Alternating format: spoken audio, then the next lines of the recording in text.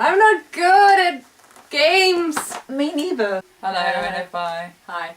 It is Monday the 8th of May, Oh, 2017. right. I was like, no, it's Sunday.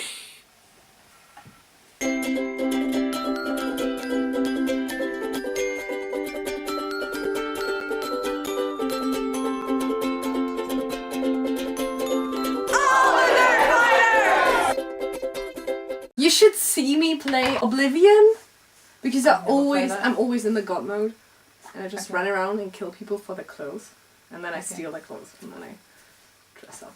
Okay. I tried playing the game, but I always die in the first thing where you have to go through a dungeon, and then there are giant rats, and I get panicky because I can die, so I die. I'm not good with scary games or anything scary, so... Okay. I have this Scottish YouTuber who does Sims Let's Plays. Going back to the video game topic. Oh yeah, we got a topic. Oh wait. Whoops. Sims 1 is the only one I ever a friend of mine had it, played. so I didn't play it properly because a friend of mine had it. Yeah, a friend of mine had it too, but I borrowed it a lot. Yeah, no, that's what we did with Sims 2. So I played Sims 2 most of the time, and then I got Sims 3, and I wasn't really happy with it, and I'm not happy at all with Sims 4, especially because it's so expensive. But that Let's Play was Sims 3, so she had like 10 people in her household, and then over 4 generations she did the 100 baby challenge. It was not like one person having 100 babies, but having a family with 100 babies in total. Video games, I was like, maybe, but you don't really have to anything to talk about other than that you're really bad at it and you don't really count as a gamer. I mean, that's fair enough. I pretty much only signed up because I already did a video on the topic, which makes sense. Yeah. But yeah, I don't feel like I have much to say, but I really like other people talking about them because I find them really interesting. Yeah, I like playing them, and the funniest thing about video games with me is that I prefer watching other people play. I am the kind of person who gets really, really scared as soon as there's combat. I can't play these games on my own because I get freaking scared of like skeletons jumping up and monsters attacking and stuff. Right. And I have no coordination skills, so as soon as someone is attacking me, I'm all like, yeah, do something. Yeah, that's me. It's so bad. So I love watching other people who at least have the controls down do that. And sometimes it's frustrating because I'm like, why don't you do this and that? But I have no way of trying it out because I'm watching a Let's Play. But it's something that I wouldn't play in my own time probably. Right. So for instance, I watched Emma's Fallout series. I love watching the game, but I would never be able to play it because zombies. Zombies are something I'm absolutely out in any kind of media. Movies are okay because I can kind of distance myself. But with video games, I identify with the character so much that I become the character while I'm playing it. That's also why I don't own the 4th Harry Potter game, because I'm so freaking scared of the ending at the graveyard. That scene scared me as a child in the books, it scared me in the movies, and I'm, as an adult, still too afraid to play it. So I don't... I mean, I think I bought it by now. Yeah, I bought it, but I never played it. Right. I mean, you could kind of like just play it just up to then and then see but the game is also pretty shit, so... Yeah, no, I can definitely see the appeal. There are definitely some games where like I just don't have the time. Oh, that as well, yeah. Because I'm shit at games, so it takes me much longer. But then... but it's still like, you still get to experience the story and everything. Yeah. Also, you get the commentary if you really like the person and... Oh yeah, but that's like a whole... Another aspect of the game, yeah. But it's also... I mean, I spend hours and hours and hours and hours watching that. But at the same time, I can do something else, like paint or craft something else. Or do the dishes. For instance, do something practical while I'm doing it. When I'm playing the game, I'm just playing the game. But also the kind of games that I play versus the kind of games that I like watching is very different. Yes. Very. I love to play point and click games. I love. I would not want to Let's Play. Because it's like, I can just go through the story myself. Because they're so story focused that I don't want the commentary. Maybe after I've played it. Do you know Gratia? It's really cool. It's about like a little ghost girl. A game? Yeah, it's a point-and-click adventure. Okay. And it's about a little girl who died falling out of a window, and then her ghost comes back, and she kind of has to find out what happened in the house, in her family home, and to her sister, and her... interesting. A Let's Player from England who is currently playing it, and I really like his voice, and I really like the person. So even though it's a click and point and click that way around, point and click adventure, I still like watching it. Also with Plants vs Zombies, I watched the entirety of that game as a Let's Play and then got it for my phone. Yeah, definitely. I did that with Dark Souls. And then I also have with the Harry Potter Lego games, played that, the first one, 1 to 4. Loved it, and then watched Hank and Catherine play it through. It was really fascinating because I knew every single secret. Right. And so it was very fascinating watching them be very confused. Yeah, I don't really play point-and-click adventures at all. Have you played any point-and-click adventures? I played one that was Bibi and Tina when I was younger. Yeah. And it definitely underwhelmed me. I mean, some of them had some riddles that took me a while, but I mean, I went through it in like one afternoon. I've had a lot of the TKKG ones, and those... Oh, I had those too. I'd forgotten about that. So I was only allowed like half an hour or an hour. Oh yeah, no, I had like 2 hours computer time. I used to get them from the library because the library had computer games as well. I didn't want to buy, or I didn't even know that you could buy them because they were at the library. So why? I never considered buying them, and I could just borrow them whenever. Yeah, that's how I feel about books. Yeah. Well, the funny thing is that they can't even see how many books I have because the books are literally everywhere else. You can see a little bit of this shelf, but the books are literally everywhere else. No, with those games, I had 2 weeks. You had 2 weeks to play, and then you had to give it back. Yeah. And I usually played it through like 10 times in that time. Oh wow! So back then when I had the time. Oh wow. So I take a game and I basically take it to pieces. So I played a few point-and-click adventures, but none of the newer ones. Right. Like Gone Home. This one. Is that a point-and-click adventure? I mean, you point and click at stuff and then read stuff to you. Yeah, but it's... You're not walking, I guess. Really? You are walking. They're called walking simulators for a reason. I didn't know that, but because I only watched it. I mean, I guess it kind of is a point-and-click adventure. I mean, you point and click on stuff and then it tells you something. I mean, Gone Home is kind of like a weird, like, in-between. A lot of people say it's not even a game. So it's so fascinating. Because I was so scared. I was scared the entire time. Like the entire time. And then at the end, no spoilers. Yeah. But I love it's great. It's great. Yeah, that was the reason I got Steam. Do you remember Lucas? He was on FI too, actually. He talked about cup stacking. We ended up talking about games. I'm like, I don't really play much, and my laptop's shit. And he was like, yeah, well, there's this game called Gone Home. It doesn't have combat. Yeah, you don't need a lot of graphics. And he happened to have it from like Humble Bundle. So I was like, I can give it to you. And I was like, oh, that's cool. Oh, is that a Steam link? Well, I guess I gotta create Steam now. Yeah, and that's Origin because Sims forces you to have Origin. Yeah, it's so annoying. Oh, game I wanted to play. I really want to play is Portal. Yes. Okay. Play it, do it. It's great. And Portal 2 has multiplayer. Yeah, I know. I've watched that, like Charlie and Hank, and I love it because it's a puzzle game. I love puzzle games. It's so good. With Portal, it's just that I don't have a game, and I'm not gonna get things like Steam because I want hard copies, things to touch. Okay. That sounds weird. But there are so many great games that only exist as digital copies because they're like very small developers. Yeah, because they're indie games or something. Yeah. And they're like my favorite point-and-click adventures. If you follow me on Twitter, you will know about them. I know. They're I've been sad. So great. I'm not sorry. Maybe you should tell them what it is, though. Well, they're a developer or publisher called Watch Die Games, and they make beautiful, amazing point-and-click adventures, pixel art, and the stories are great, and they're just super well made. So, like, I wholly recommend them. I mostly play, let me look, 2 type games.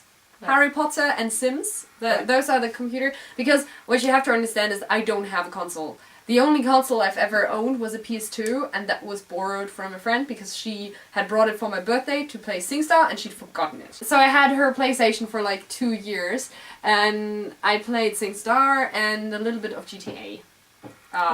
Andreas, I think. And I got that for the computer, but I'm so shit at games that I can't even get the first mission, which is driving a bicycle. I can't drive the fricking bicycle. Wow. I just can't. I mean, I can't say that I can.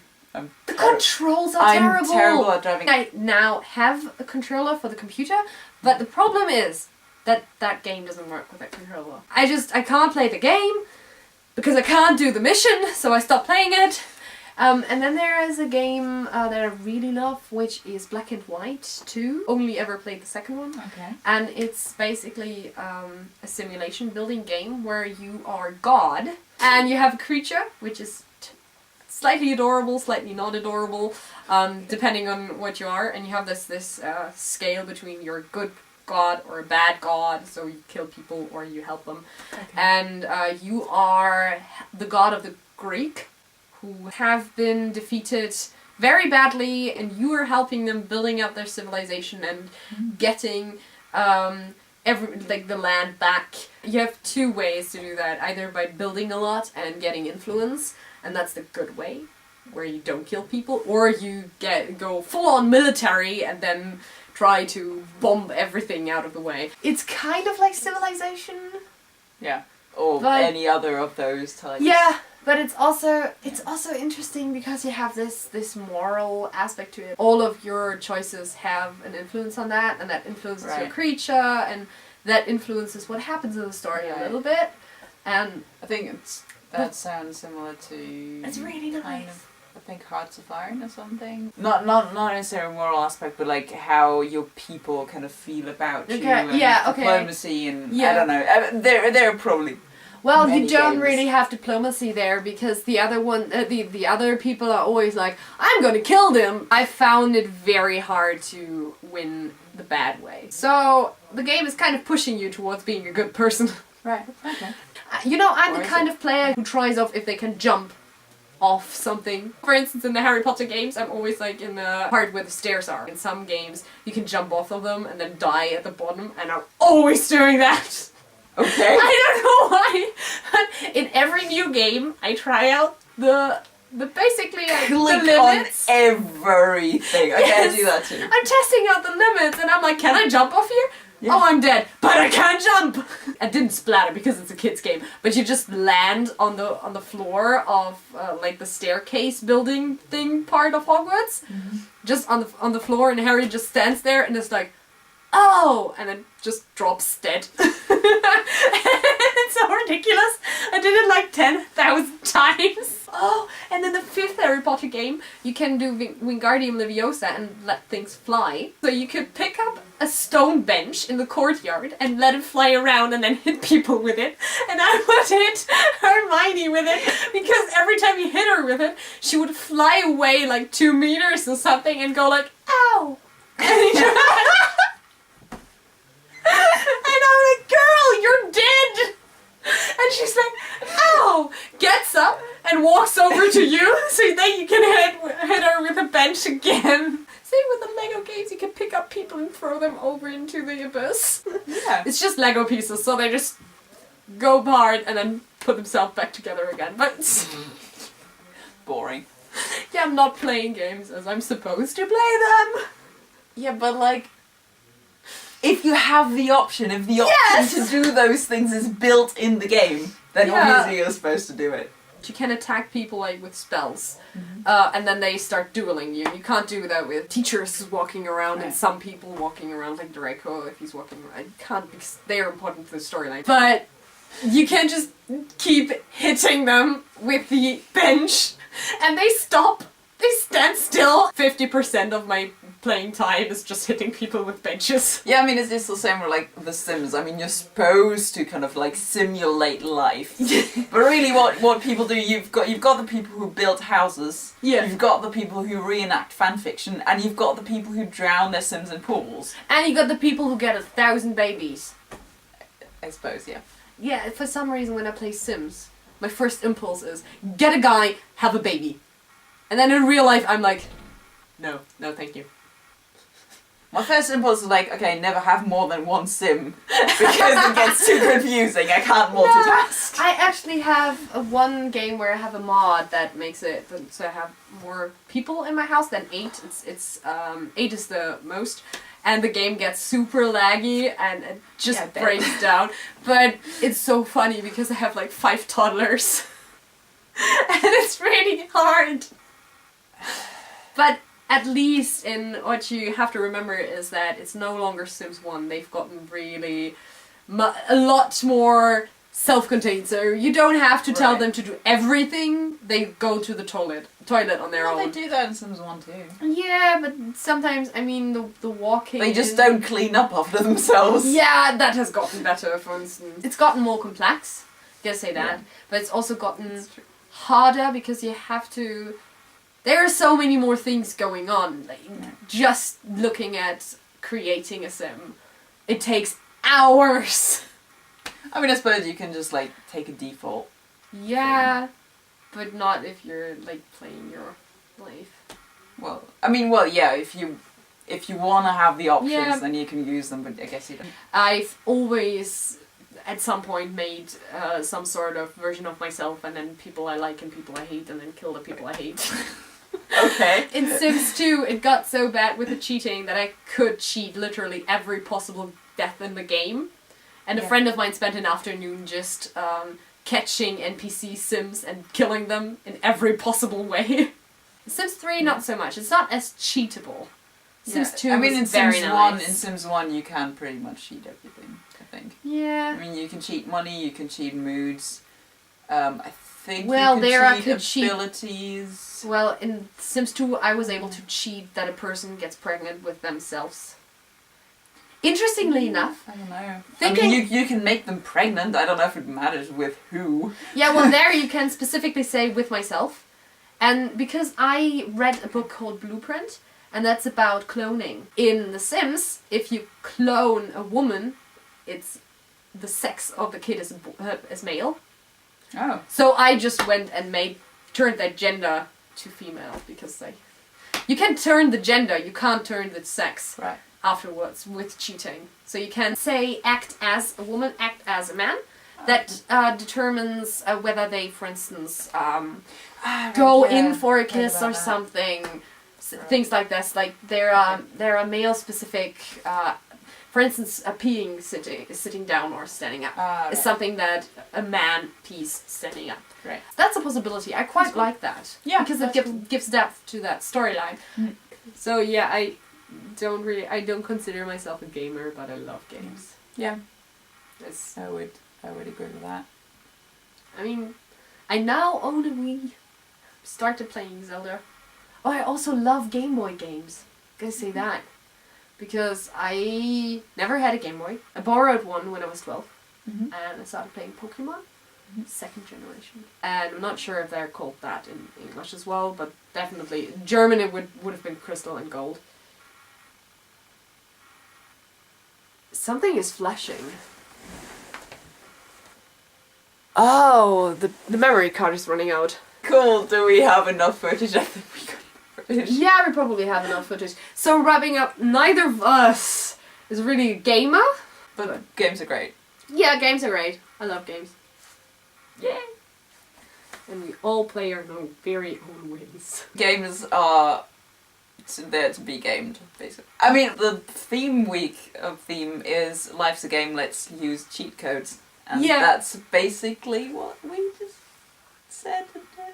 Kieran, we'll see you on Wednesday, unless somebody signs up for Tuesday in the meantime, because this is like a month in advance. Bye. Bye. Bye. Ow. I think I sprained my wrist.